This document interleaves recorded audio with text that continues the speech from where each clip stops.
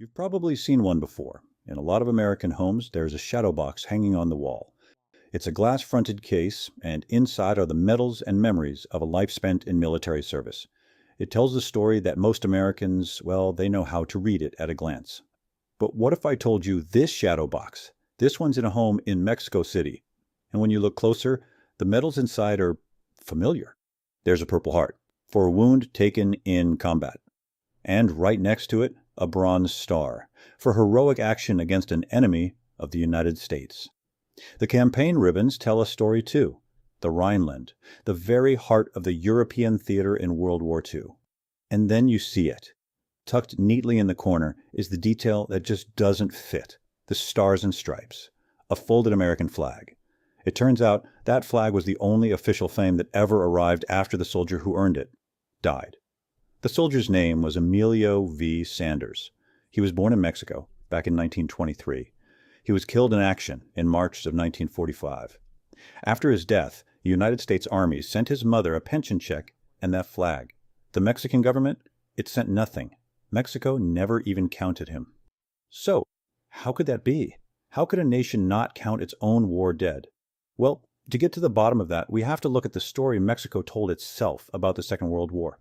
You see, when German U-boats sank Mexican oil tankers in 1942, Mexico did enter the war. But its contribution was framed almost entirely as economic, not military. And that economic contribution, it was absolutely huge. Mexico basically committed its entire output of strategic materials to the Allies. Just look at these numbers from 1944. Mexico was supplying 96% of all the cadmium the U.S. imported, 66% of its graphite, 54% of its lead, and it wasn't just minerals, it was also manpower. 300,000 Mexican laborers, the braceros, they came north to keep the American farms and railroads running, the real engine of the war machine. President Manuel Ávila Camacho had a name for it. He called it the Battle of Production.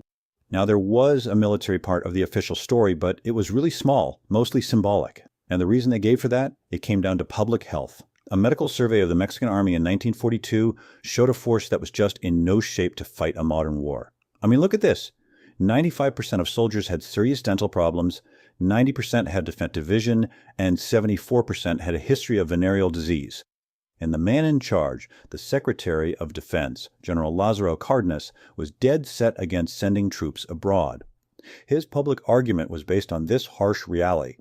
When a reporter asked if Mexico would send its army to the front lines, he shot back, with what? With arrows? With stones? He insisted the army was years away from being ready for a real fight. So the political solution was a very careful compromise. They created a small, all-volunteer air unit, the Escuadron 201, just 289 men. They weren't sent to the intense fighting in Europe, but to the Philippines.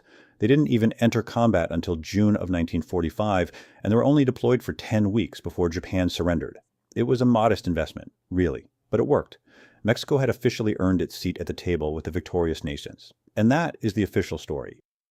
But then something happened that didn't quite fit that neat story.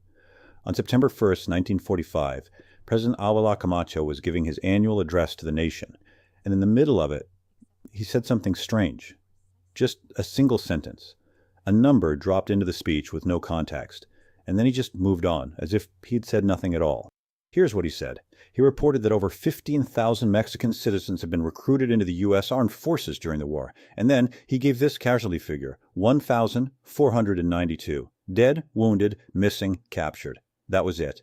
He didn't name a single person. He offered zero explanation. He just moved on. This was clearly a story the government didn't want to get into.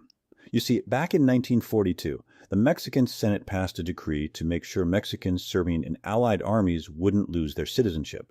The official reason they gave, they said that due to economic limitations, the country could not actively intervene beyond its borders. Think about that. They were saying this while thousands of their own citizens were already fighting and dying overseas. So no, this wasn't an accident. This was a deliberate erasure, because acknowledging these soldiers would have raised a really awkward question. If thousands of Mexicans were already sacrificing their lives, why was the government's official plan to just send laborers and raw materials? This invisible army completely contradicted the clean official story. And so, they simply weren't counted. But they were real. They absolutely existed. For example, 3 entire companies of the 36th U.S. Infantry Division in Italy were made up of Mexican nationals, and all across the war, men born in Mexico were performing incredible acts of bravery under foreign flags, and sometimes they were still Mexican citizens when they did it. Let's talk about Macario Garcia. He was born in Coahuila, Mexico, on November 27, 1944, near a town called Grosshau in Germany. His company was pinned down by heavy machine gun fire. Garcia, already wounded in the shoulder and foot, crawled forward by himself, took out one enemy nest, and then attacked a second one. Because of him, his company took their objective. For that action, President Truman himself placed the Medal of Honor around his neck, and when he did this, he was still a citizen of Mexico. Then, after the war, he goes back to Texas and gets arrested for protesting a restaurant that wouldn't serve him because he was Mexican. Or consider Jose M. Lopez from Oaxaca. During the Battle of the Bulge, his company was on the verge of being completely overrun. Without waiting for orders, Lopez grabs his heavy machine gun, a weapon that's supposed to have a whole crew, and carries it by himself to lay down covering fire for his men. He moves it 3 different times, all while under relentless enemy fire.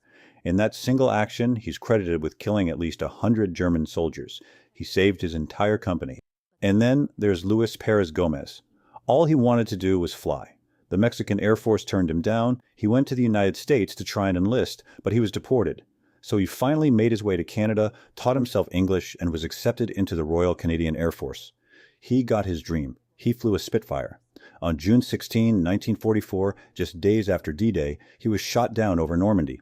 He was only 21. The farmers in a tiny French village called Sassy buried him, and today there's a plaza in that town named after him. He's a hero there, and in Canada. But in Mexico, he's not remembered at all. And these stories, they bring us to a much bigger question, don't they? History isn't just a list of things that happened. It's about what we choose to remember. It's about what a nation decides to count, and, just as importantly, what it decides to forget. If you go to Chapultepec Park in Mexico City, you'll find a grand monument honoring the Escuadron 201. All 289 men who flew under the Mexican flag, they're remembered there, in marble and bronze. But for the thousands of other men, the ones who died in Germany and Belgium and on the beaches of Normandy, well, for them, there's no monument. They exist as a line in a database in the U.S. National Archives, a story passed down in a family, or, if they were very lucky, they're remembered by a small French village that still knows their name. Think back to what President Ávila Camacho did. He stood up in front of the whole country and reported a number, 1,492 casualties. He did his technical duty. He stated a fact. But by giving no names, no stories, not a shred of context, he made sure that number would never be more than an abstraction, just a piece of data, completely disconnected from the real human lives it stood for.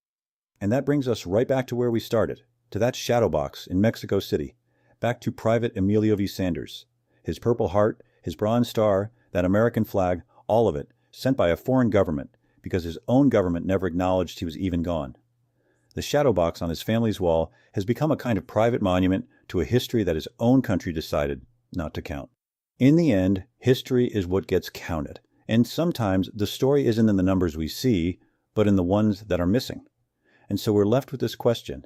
If Mexico were to build a monument for all of its war dead from the Second World War, not just the 289 men it chose to send, but every single one of them, what would that monument even look like? BASTA. This is Mexico. If this story opened a door, stay and subscribe. BASTA is the second look. Mexico without the filter, without the shortcuts. New episodes every Tuesday and Saturday. See our suggested video right there in the box.